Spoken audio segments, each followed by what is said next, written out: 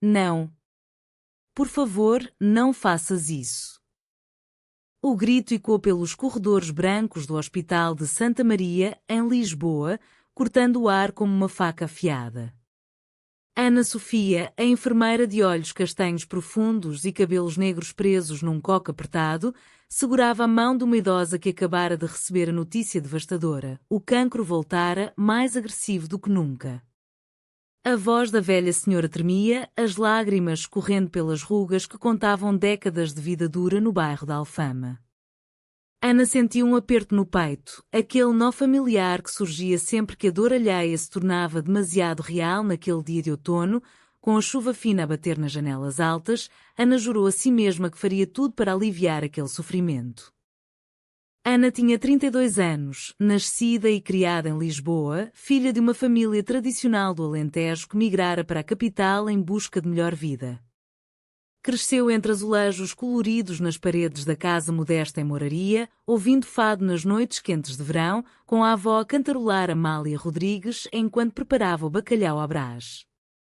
A vida de Ana era dedicada aos outros. Desde criança, cuidava dos irmãos mais novos e aos 18 anos entrou na escola de enfermagem, movida por uma vocação profunda, quase espiritual. No hospital, era conhecida pela gentileza infinita, pelo sorriso que iluminava os quartos escuros, mas poucos sabiam dos seus próprios demónios. Ana escondia um segredo que a consumia por dentro, o amor que sentia por mulheres, num mundo onde a família católica ainda via isso como um pecado imperdoável. Naquele turno da noite, enquanto administrava medicação a um paciente idoso, Ana cruzou-se com a doutora Margarida Lopes, a nova cardiologista que chegara há poucos meses ao hospital. Margarida era alta, com cabelos loiros ondulados que caíam pelos ombros, olhos verdes que pareciam captar todos os detalhes do mundo. Tinha 35 anos, formada em Coimbra, com uma carreira brilhante em Porto antes de se mudar para Lisboa. As colegas brincavam com ela, chamando-a de Doutora de Gelo, por causa da postura profissional impecável, mas Ana via algo mais, uma vulnerabilidade escondida nos olhares fugidios. Tudo começou como uma brincadeira inocente. Num intervalo para café na sala dos funcionários, Margarida comentara o quão caótico era o hospital lisboeta comparado ao organizado Porto. Aqui parece que o Tejo entra pelos corredores e leva tudo à frente, dissera ela, rindo. Ana, com o seu humor alfacinha, respondera, pois é, doutora, mas sem essa onda não há saudade. As colegas riram e Margarida corou ligeiramente, algo raro nela. A partir daí, as trocas de olhares tornaram-se mais frequentes. Ana ajudava Margarida nos procedimentos, as mãos roçando-se acidentalmente ao passar instrumentos, e cada toque era como uma faísca. Margarida viera de uma família conservadora do Norte, onde o pai, um empresário de vinhos do Douro, esperava que ela casasse com um homem de bem e tivesse filhos. Mas Margarida sempre soubera que o seu coração batia diferente. Em Coimbra, tivera uma relação secreta com uma colega de faculdade, que terminara em dor quando a outra se casara por pressão familiar. Desde então, Margarida enterrara os sentimentos, focando na carreira. Lisboa representava uma nova oportunidade, uma cidade mais aberta, onde o orgulho gay enchia as ruas em junho. Mas ainda assim, o medo da rejeição a paralisava. Uma noite, após um turno exaustivo com uma emergência cardíaca, Ana e Margarida ficaram sozinhas na sala de descanso. A chuva intensificara-se, o som das gotas contra o vidro criando uma melodia melancólica. "Estás cansada?", perguntou Margarida, oferecendo um chá. Ana aceitou, sentando-se ao lado dela no sofá gasto. Conversaram sobre tudo, o fado que Ana adorava ouvir no clube de fado na Alfama, as vindimas que Margarida recordava da infância no Douro. "Sabes, às vezes sinto uma saudade imensa de algo que nunca tive", confessou Margarida, os olhos fixos na chávena. Ana sentiu o coração acelerar. "Eu também. Uma saudade de ser inteira." Naquela noite, as brincadeiras leves deram lugar a confidências. Ana contou sobre a família, como a mãe ainda rezava o terço todos os dias e falava em netos. Margarida partilhou o peso da expectativa paterna. Riram nervosamente, mas o ar estava carregado de eletricidade. Quando Margarida se levantou para sair, a mão de Ana tocou no seu braço. Obrigada pela conversa, doutora. Margarida sorriu, um sorriso verdadeiro pela primeira vez. Chama-me Margarida. Os dias seguintes foram de uma tensão deliciosa. No hospital, trocavam olhares cúmplices durante as rondas. Ana preparava o café exatamente como Margarida gostava, forte e sem açúcar. Margarida deixava bilhetes engraçados nos processos dos pacientes que Ana cuidava. Esta enfermeira é a melhor de Lisboa. As colegas notavam, brincavam, olha a química entre a enfermeira e a doutora de Norte. Ana corava, mas no fundo sentia uma onda de emoção crescer. Um fim de semana, Margarida convidou Ana para um passeio pelo Jardim da Estrela, um oásis verde no coração de Lisboa. O sol de outono filtrava-se pelas folhas das árvores centenárias, o ar cheirava a castanhas assadas. Caminharam lado a lado, falando de sonhos. Ana confessou que adorava dançar fado amador nas festas de bairro. Margarida riu, não imagina a enfermeira séria a cantar saudade. Ana respondeu com um olhar desafiador, um dia mostro-te. Naquele passeio, as mãos roçaram-se mais vezes, até que Margarida segurou a de Ana por um instante. Um gesto breve, mas carregado de significado. Isto é loucura, murmurou Margarida. Ou é a coisa mais certa, respondeu Ana, o coração a bater descompassado. O hospital continuou a ser o palco das suas interações. Uma paciente idosa, a D. Maria, que Ana cuidava há meses, notou a mudança. Menina Ana, tens os olhos brilhantes ultimamente. É amor? Ana sorriu envergonhada. Talvez, D. Maria. A velha senhora, com sabedoria de quem viver o estado novo e vir o mundo mudar, apertou-lhe a mão. O amor não escolhe, minha filha. Só chega. Mas nem tudo era leve. Margarida recebeu uma chamada do pai, pressionando-a para visitar a família no Natal. Traz um namorado, Margarida. Já tens idade. Ela desligou o telefone com raiva contida. Na pausa seguinte, contou a Ana. Não sei quanto tempo aguento esta mentira. Ana abraçou impulsivamente, num canto escondido do corredor. O abraço durou segundos, mas foi o primeiro contacto real, quente e reconfortante. À medida que o outono avançava, as brincadeiras no trabalho tornavam-se flertes disfarçados. Margarida acidentalmente pedia ajuda a Ana em procedimentos simples, só para estar perto. Ana deixava pastéis de nata na mesa dela, com bilhetes, para adoçar o turno. As colegas sussurravam, mas ninguém ousava comentar abertamente.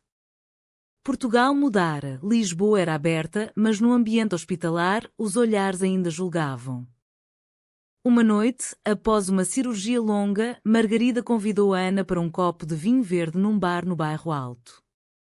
O bairro vibrava com música, as ruas empedradas cheias de jovens. Sentaram-se numa mesa externa, o ar fresco da noite. Sabes, Ana, desde que cheguei a Lisboa, sinto-me viva de novo. Ana olhou-a nos olhos, eu também. Contigo tudo parece possível. A conversa fluiu, as risadas ecoaram. Quando o bar fechou, caminharam pelas ruas desertas, o silêncio da cidade noturna envolvendo-as. No mirador de São Pedro de Alcântara, com Lisboa aos pés, luzes cintilantes no Tejo, Margarida parou. Ana, isto que sinto. É real? Ana aproximou-se, o coração aos saltos. É e assusta-me tanto como me faz feliz. Naquele momento, sob as estrelas, as brincadeiras deram lugar a algo profundo. Mas o segredo ainda pairava, uma sombra sobre a luz que começava a nascer. O beijo não aconteceu naquela noite no miradouro. Margarida recuou no último instante, o medo antigo a travar-lhe os lábios. Desculpa, Ana. Preciso de tempo. Ana acenou, disfarçando a dor com um sorriso. Temos tempo, Margarida. Mas no fundo, ambas sabiam que o tempo era um luxo que a vida nem sempre concedia. Os dias seguintes foram de uma distância cortês no hospital. Margarida mergulhava no trabalho, evitando os olhares de Ana. Ana, por sua vez, cuidava dos pacientes com a dedicação de sempre, mas o peito apertado. As colegas notavam a mudança. O que se passou entre Nortenha e Alfacinha? Ninguém sabia, mas os rumores começavam a circular. Uma semana depois, uma emergência mudou tudo. Um acidente grave na Ponte 25 de Abril trouxe dezenas de feridos. O hospital entrou em caos controlado, sirenes, corredores cheios, equipas a correr. Margarida liderava a equipa de cardiologia, Ana coordenava os enfermeiros na urgência. Trabalharam lado a lado durante horas, sem tempo para sentimentos. Num momento de pausa, enquanto suturavam um paciente, os olhares cruzaram-se novamente. Obrigada pela ajuda, disse Margarida, a voz rouca de cansaço. Ana sorriu, somos uma equipa. Após o turno, exaustas, sentaram-se na cantina vazia. O silêncio era pesado. Sinto falta das nossas conversas, confessou Ana. Margarida baixou os olhos, eu também. Mas tenho medo, Ana. Medo do que dirão, da família. Ana pegou-lhe na mão por cima da mesa. Eu também tenho. Mas a vida é curta demais para viver na sombra. Margarida não retirou a mão. Naquela noite, convidaram-se mutuamente para um jantar caseiro na casa de Ana, um apartamento pequeno em Alfama, com vista para o Tejo. Ana cozinhou cataplana de marisco, o aroma a encher o ar. Margarida trouxe vinho do Douro, o preferido do pai. Jantaram à luz de velas, falando de tudo menos do elefante na sala. Depois, sentaram-se no sofá, ouvindo fado baixinho, uma gravação antiga de Amália. A música falava de saudade, de amor impossível. Margarida chorou silenciosamente. Ana abraçou-a, sem palavras. O abraço prolongou-se, os corpos aproximando-se. Desta vez, Margarida não recuou. Os lábios tocaram-se num beijo tímido, depois profundo, cheio de anos de repressão. Foi como uma onda quebrando na costa, libertadora e avassaladora. A partir daquela noite, o relacionamento floresceu em segredo.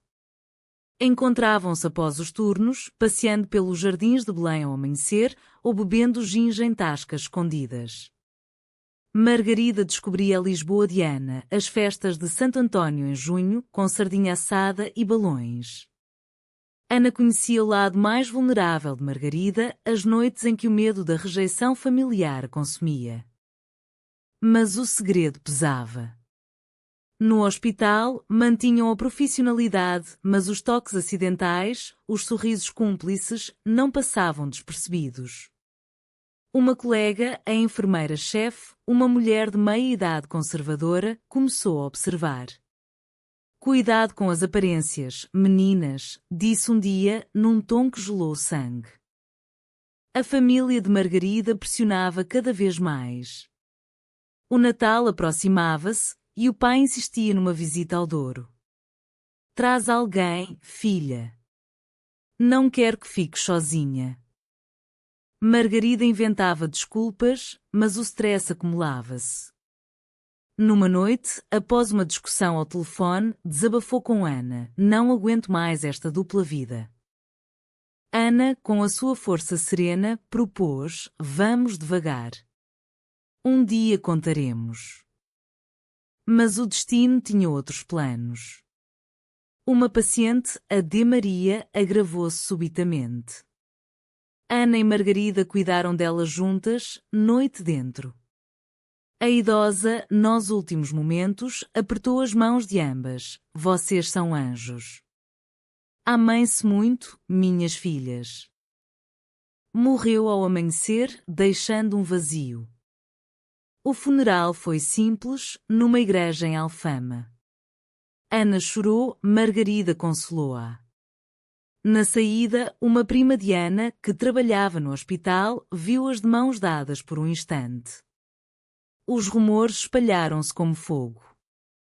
A tensão culminou numa reunião com a direção. A enfermeira-chefe denunciara comportamento inadequado. Margarida e Ana foram chamadas separadamente. Não há provas, mas cuidado, avisaram. Margarida, furiosa, defendeu-se. Somos profissionais exemplares. Mas o dano estava feito. Em casa, Margarida explodiu. Isto é por minha culpa. Se eu fosse mais corajosa. Ana abraçou-a, é por nossa. Mas vale a pena. Naquela noite, o amor intensificou-se, uma afirmação silenciosa contra o mundo.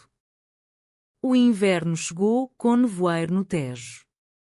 Passeavam pelo Príncipe Real, o bairro mais aberto de Lisboa, onde casais do mesmo sexo caminhavam livremente. Margarida ganhava confiança. Quero apresentar-te às minhas amigas de Coimbra, disse um dia. Mas a traição veio de onde menos esperavam. Uma colega invejosa, que cobiçava o posto de Margarida, enviou uma carta anónima à família dela, com fotos tiradas às escondidas. O pai de Margarida telefonou, furioso. É verdade? Diz-me que é mentira. Margarida negou inicialmente, mas o confronto foi inevitável. Viajou para o Douro sozinha, deixando Ana em angústia. Dias sem notícias. Ana mergulhou no trabalho, cuidando pacientes com redobrada dedicação, mas o coração partido. Margarida enfrentou a família. O pai deserdou-a verbalmente, a mãe chorou. É uma fase, filha. Mas Margarida, pela primeira vez, foi firme. Não é fase. É quem sou. Voltou a Lisboa destruída, mas decidida. Encontrou Ana no mirador da Senhora do Monte, o ponto mais alto da cidade. Perdi a família, mas ganhei a liberdade. Ana abraçou-a e ganhaste-me a mim. O segredo revelado trouxe dor, mas também alívio. No hospital, os rumores acalmaram-se. Portugal era progressivo, o amor vencia preconceitos. Mas a ferida da traição permanecia. A revelação do segredo marcou um ponto de viragem. Margarida, agora sem o peso da mentira familiar, floresceu. Mudou-se para um apartamento maior em Chiado, convidando Ana a partilhar fins de semana. As noites eram de conversas profundas, de fado ao vivo em casas pequenas da moraria, onde cantavam a saudade transformada em esperança. No hospital, a relação tornou-se conhecida, mas discreta. Algumas colegas apoiavam, outras ignoravam. A enfermeira-chefe pediu transferência, incapaz de lidar com a modernidade. Ana e Margarida tornaram-se um exemplo silencioso de coragem. Mas o alto da onda emocional veio com uma crise. Margarida recebeu uma oferta de trabalho em Londres, uma especialização em cardiologia pediátrica. É o sonho da minha vida, confessou a Ana, os olhos cheios de lágrimas. Mas não quero ir sem ti. Ana sentiu o mundo desabar. A família dela, embora conservadora, começava a aceitar devagar. A mãe convidara Margarida para um jantar awkward, mas cordial. Partir significaria recomeçar o segredo noutro país? Não posso deixar o hospital, Margarida. Aqui é a minha vida, os meus pacientes. Discussões acaloradas seguiram-se. Margarida acusava Ana de medo, Ana retrucava com o medo de Margarida em comprometer-se plenamente. Uma noite, após uma briga intensa, Margarida saiu porta fora. Ana ficou sozinha, o Tejo escuro lá fora parecendo engolir tudo. Dias de silêncio. Ana mergulhou na dor, cuidando de uma criança com problema cardíaco, recordando como Margarida salvara vidas semelhantes. Escreveu cartas que não enviou, cheias de saudade. Margarida, no dor forçado pela mãe preocupada, refletiu. O pai ainda não falava, mas a mãe sussurrava. O amor verdadeiro não se encontra todos os dias. Margarida percebeu que o sonho profissional não valia a perda de Ana. Voltou a Lisboa inesperadamente, aparecendo no hospital durante o turno de Ana. Recusei a oferta. Tu és o meu sonho maior. Ana, surpreendida, chorou nos braços dela, perante olhares curiosos dos colegas. A reconciliação foi intensa, cheia de promessas. Decidiram viver juntas, no apartamento de Margarida. A família de Ana aceitou gradualmente. O irmão mais novo, Gael próprio, ajudou na ponte. Mas um novo conflito surgiu: gravidez. Margarida desejava filhos, Ana hesitava pelo trabalho exigente. Discutiram opções, a adoção e inseminação. A sociedade portuguesa, progressiva, permitia casamento e a adoção a casais do mesmo sexo desde 2010, mas o caminho era burocrático. Uma viagem ao Algarve ajudou. Alugaram uma casa em Tavira, praias desertas no inverno, o mar calmo. Caminhadas na Ria Formosa, conversas ao pôr do sol. Quero uma família contigo, disse Margarida. Ana, tocada, concordou. Vamos tentar. De volta a Lisboa, iniciaram o processo. Mas a traição passada ecoava, a colega invejosa espalhara mais rumores, afetando a promoção de Margarida. Uma investigação interna limpou o nome, mas o stress abalou-as. Numa noite de fado no Senhor Vinho, uma fadista cantou sobre amor traído e redimido. Margarida apertou a mão de Ana, superamos tanto. A primavera trouxe esperança. O processo de adoção avançava devagar, mas o amor fortalecia-se. Participaram no Arraial Pride, dançando na rua, livres. Mas o clímax dramático veio com uma emergência. O pai de Margarida sofreu um enfarte. Ela correu para o Douro, salvando-o com conhecimentos médicos. No Hospital do Porto, o pai, enfraquecido, pediu perdão. Quero conhecer a tua Ana. A reconciliação familiar foi emocional, lágrimas e abraços. A mãe organizou um jantar, Ana nervosa mas acolhida. De volta, sentiram-se completas. O amor, nascido de brincadeiras, sobrevivera a ondas de dor. Com a família de Margarida reconciliada, a vida ganhou novo brilho. O pai, recuperado, visitou Lisboa, conhecendo Ana num jantar em Belém, com pastéis quentes e vista para o Mosteiro dos Jerónimos. Bem-vinda à família, filha, disse ele, emocionado. Ana chorou, o peso de anos dissipado. No hospital, tornaram-se um casal admirado. Juntas, implementaram um projeto de cuidados humanizados, inspirado na sua história, mais empatia, menos frieza.